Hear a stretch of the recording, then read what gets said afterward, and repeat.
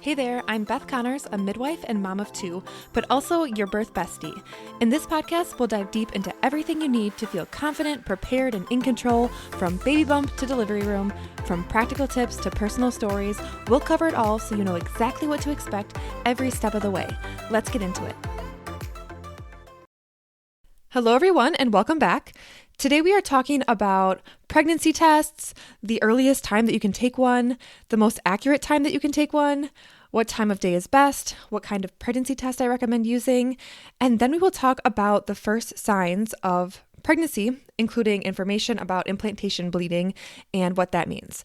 And the reason why I am talking all about pregnancy tests is because this is the very start of what is going to be the journey through pregnancy, literally from the moment that you find out that you're pregnant to labor, birth, and beyond.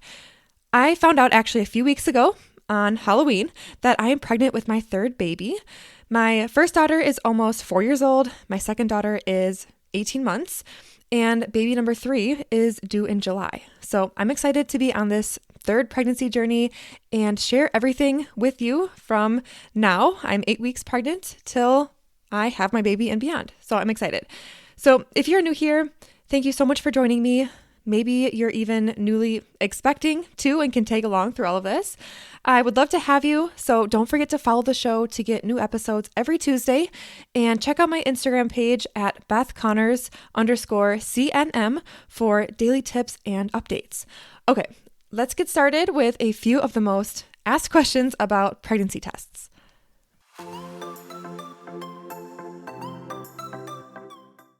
So the first question is when you should take a pregnancy test. And this can be a straightforward question to begin with, and then we'll get into more details. But waiting until the day of your next expected period, the first day, would be the most accurate time to test across the board. But some women are actively trying to get pregnant on a particular month and eagerly awaiting to know if they are pregnant. So really want to test as soon as it's possible to get that really ever so slightly positive line if possible. I have been there. I get it. It is really hard to wait. So for the most accurate results, waiting until that first day of your next anticipated period is what's recommended, but it doesn't mean that you won't get a positive pregnancy test before then. So that's good news.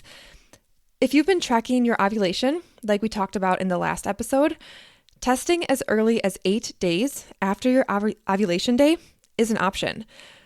It's not guaranteed that you'll get an accurate result, but for the truly committed moms, mom-to-bees, daily tests or even every 12 hours might be something that you're interested in doing to catch that positive line as soon as possible because your HCG is doubling, increasing so fast.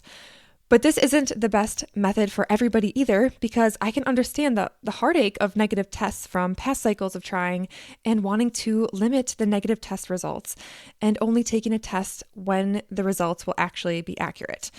Because testing too early can be a reason for a false negative.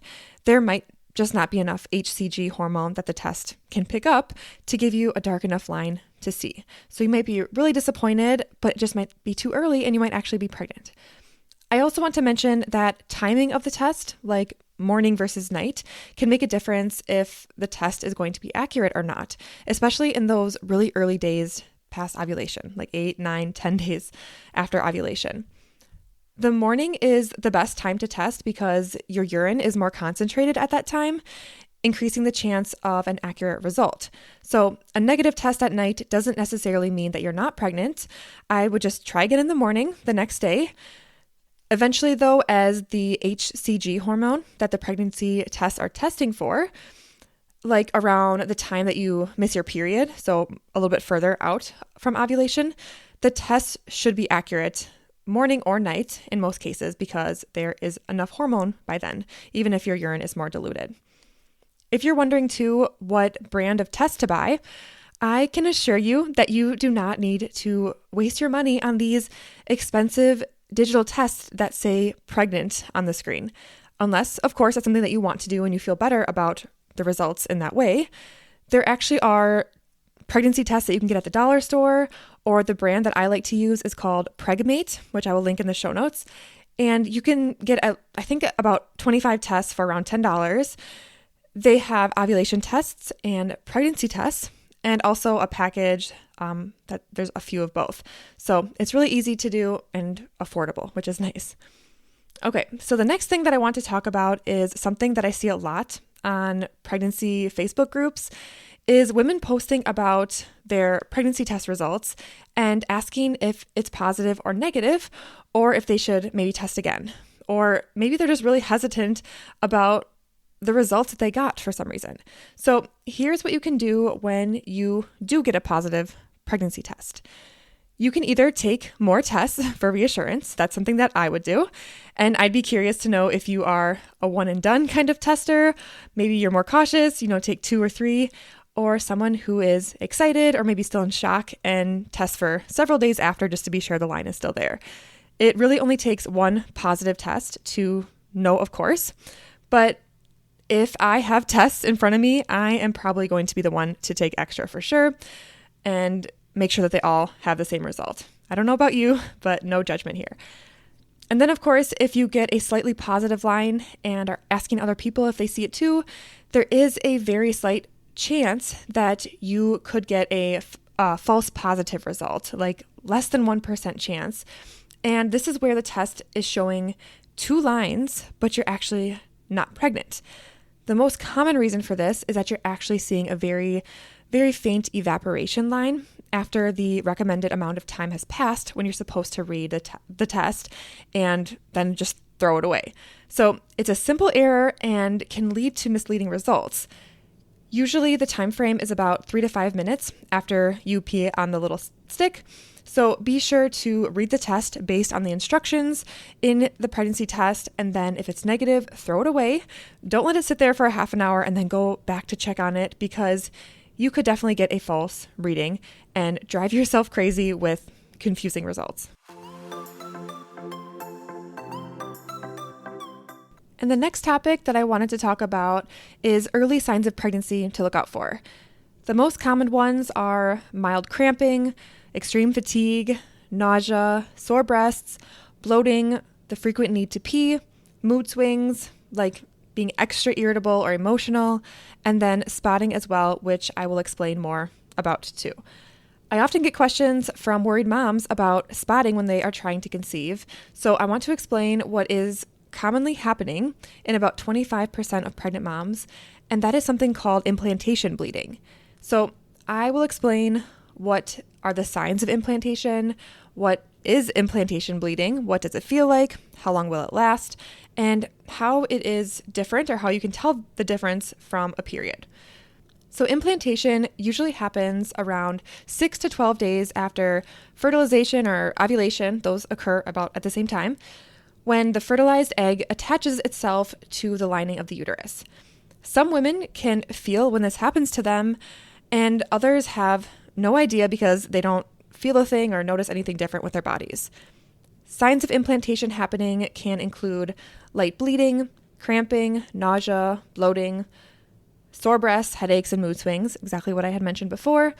Again, this is very, very early in pregnancy, so these symptoms don't necessarily happen to every woman. For me, this time around, I had pretty significant, and I don't want to say severe, but kind of startling lower abdominal cramps for about 3 to 4 days that I had never experienced before with either of my other pregnancies. And that was right around the time that I would have expected implantation to happen. So I was hopeful that that was what it is and it was going to stick. But of course, I didn't know for sure.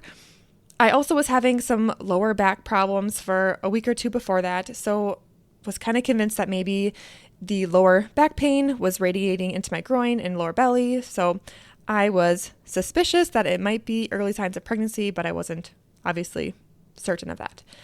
And then the mood swings came for me. That was just being really emotional around, I think I was watching a video, got really emotional about that, or a thought that popped into my head. I teach nursing students on Tuesday nights at a local hospital in the postpartum mom and baby unit. So my husband does bedtimes at night on Tuesdays. So that hit me really hard this particular week, out of nowhere. Like I was just super guilty and emotional about leaving my kids on this particular Tuesday night. So again, I was suspicious. This was a little bit different than what I would normally go through, but also kind of just thought maybe I was crazy and was thinking things. But anyways, I wanted to talk more about implantation bleeding because any bleeding, if you think that you're pregnant or are hoping to become pregnant, can be really scary.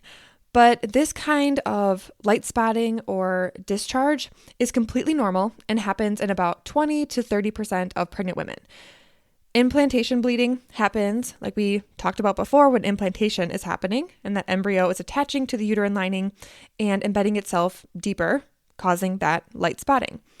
Some women may have mild cramping, like if they were expecting their period to start, and maybe they do have some light spotting, so they're ruling out pregnancy at this point because they thought they're mistaking this spotting for being a light period.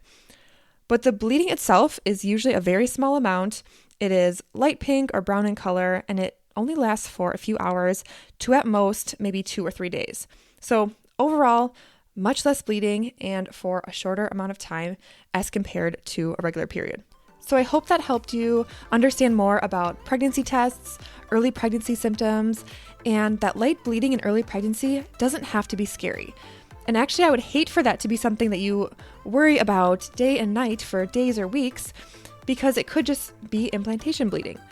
I love helping women become informed and confident in the process of pregnancy and the journey that follows, and feel good about what they are going through every single step of the way. So if you are newly pregnant or are hoping to be soon, I would love to hear from you on Instagram at BethConnors_CNM. Send me a DM with your due date or that you're trying to conceive, and I would love to be on this journey with you and support you however I can. Thank you so much for tuning in today, and I hope you'll stick around for another episode next Tuesday. Bye, everyone.